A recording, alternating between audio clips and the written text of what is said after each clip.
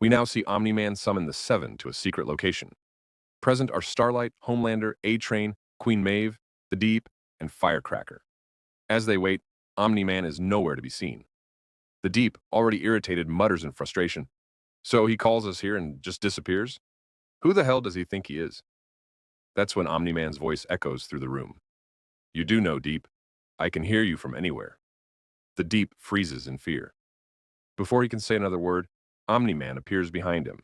Starlight steps forward nervously and asks, Sir, why exactly have we been summoned here? Omni-Man smiles calmly. Let me show you.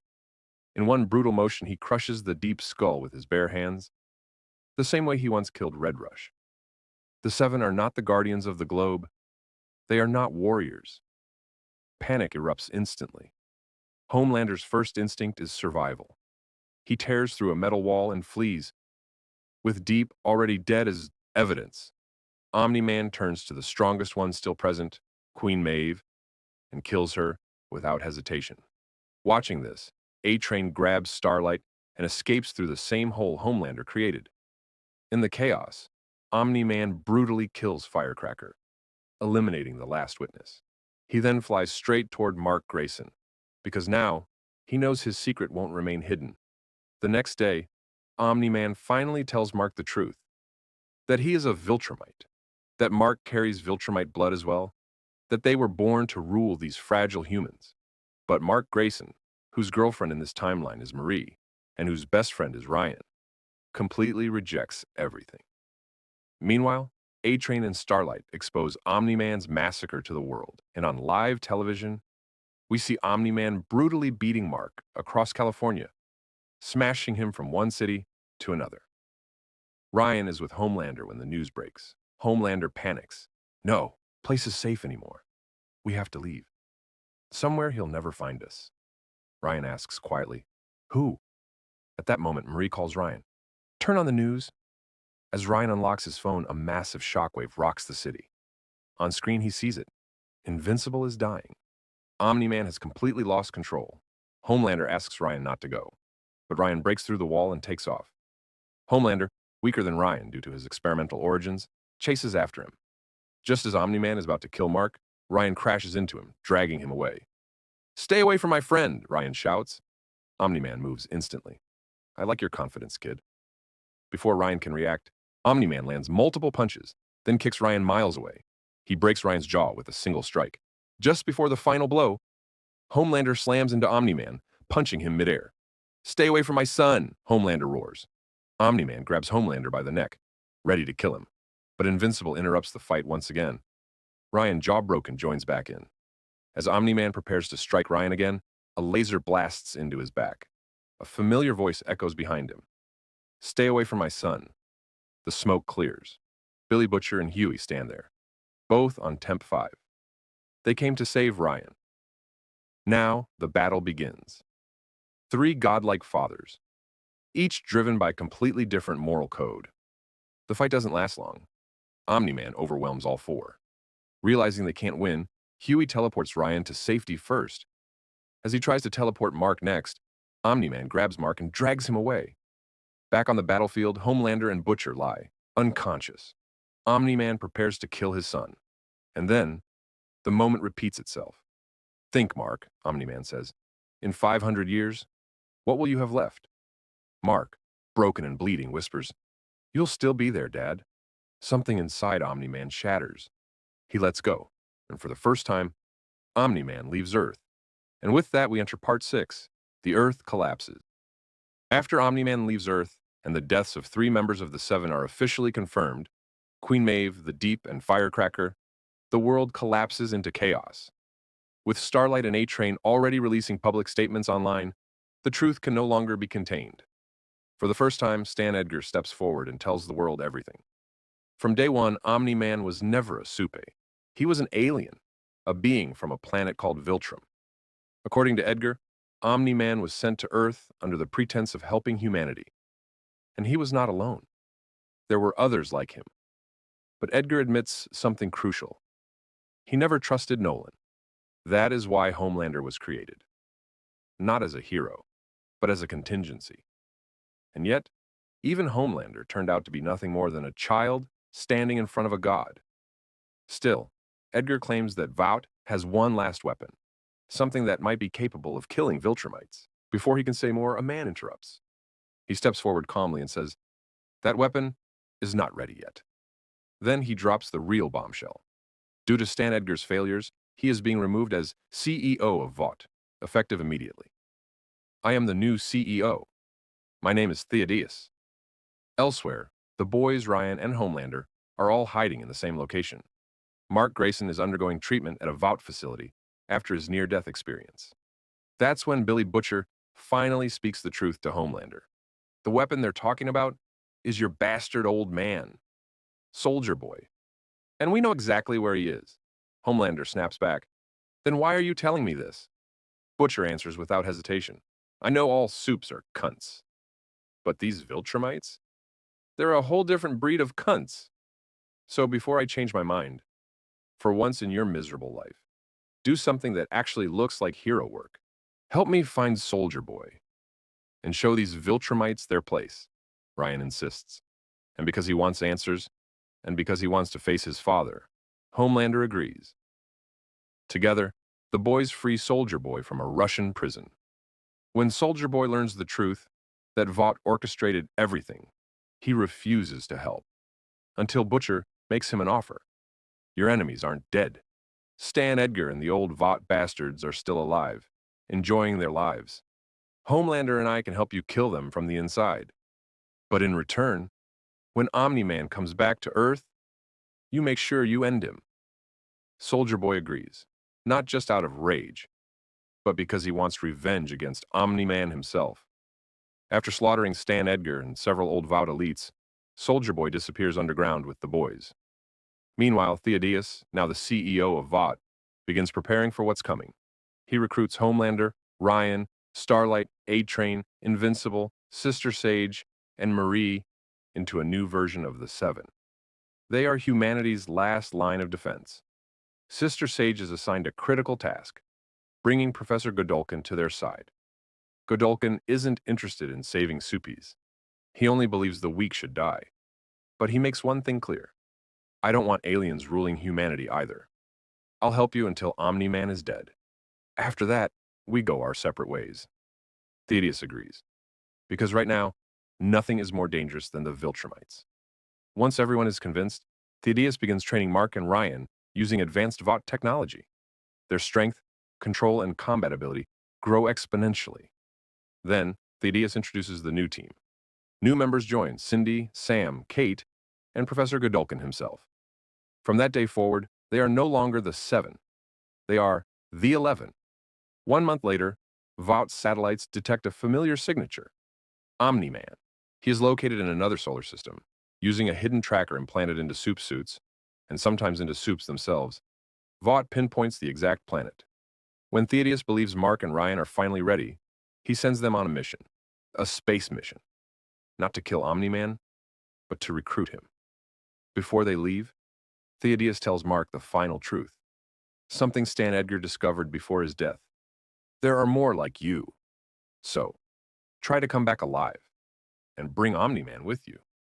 And with that, we enter Part 7, the space mission. The decision to send Ryan and Mark into space is kept secret. Thaddeus tells no one, no government, no military, not even most of the 11. Only Sister Sage is informed. To keep Homelander away from the truth, Thaddeus feeds him a lie, that Ryan is undergoing intense advanced training with Invincible and is not allowed any contact. Homelander has no choice but to accept it. As Ryan and Mark leave Earth, preparations begin on the ground. Sister Sage and Professor Godolkin personally train Marie Moreau, teaching her how to truly control her powers. For the first time, Marie does something extraordinary. She heals Godolkin's original body, restoring what was once thought permanently lost.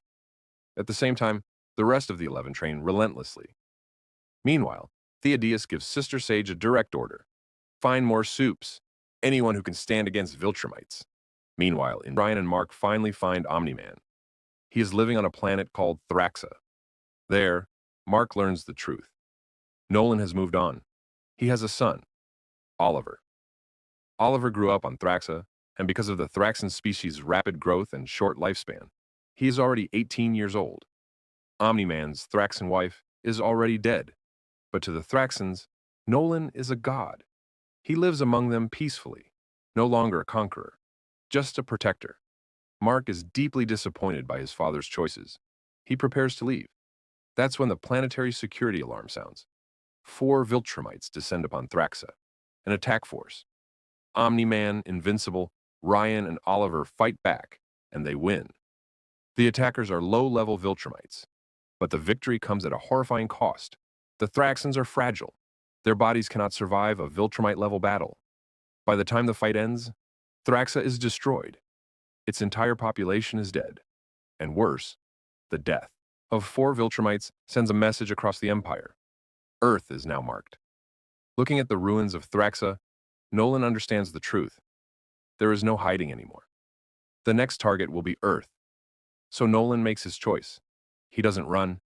He doesn't hide. He returns. Nolan, Mark, Ryan, and Oliver head back to Earth together. Before landing, Invincible contacts Theodeus directly. His message is short, clear, terrifying. The war is coming, and we cannot win it.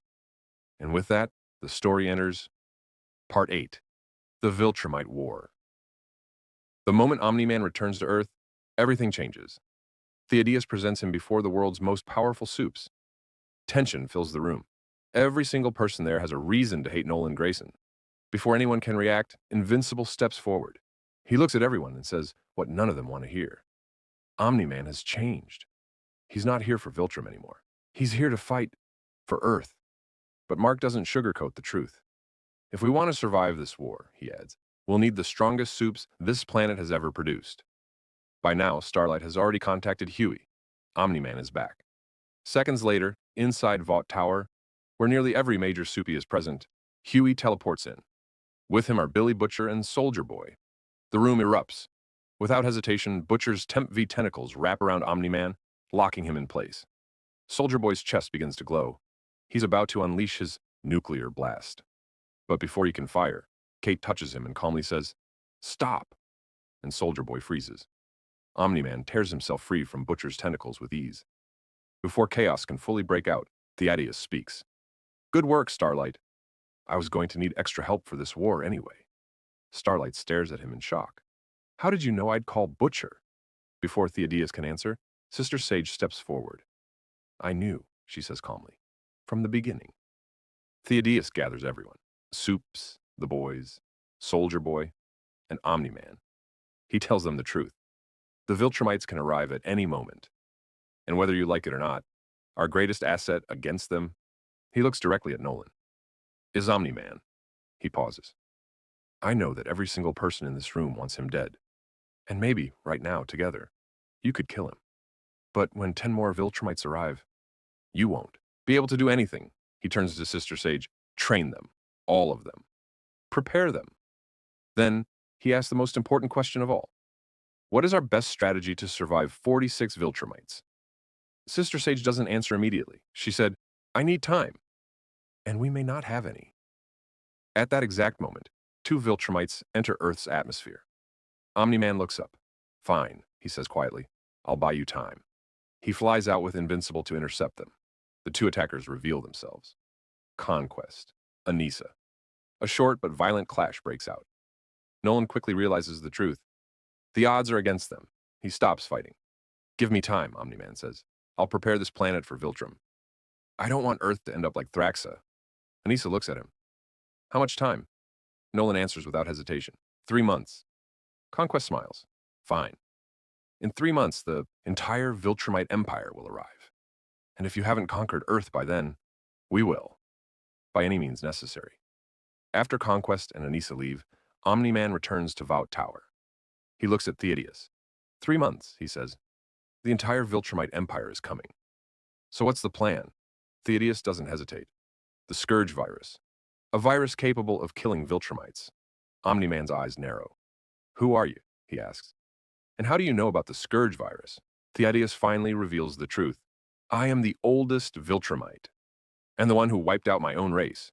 I killed General Argyle because I despised what Viltrum had become. Genocide. simply because they were the strongest beings in the universe. After hearing all of this, Omni-Man finally speaks.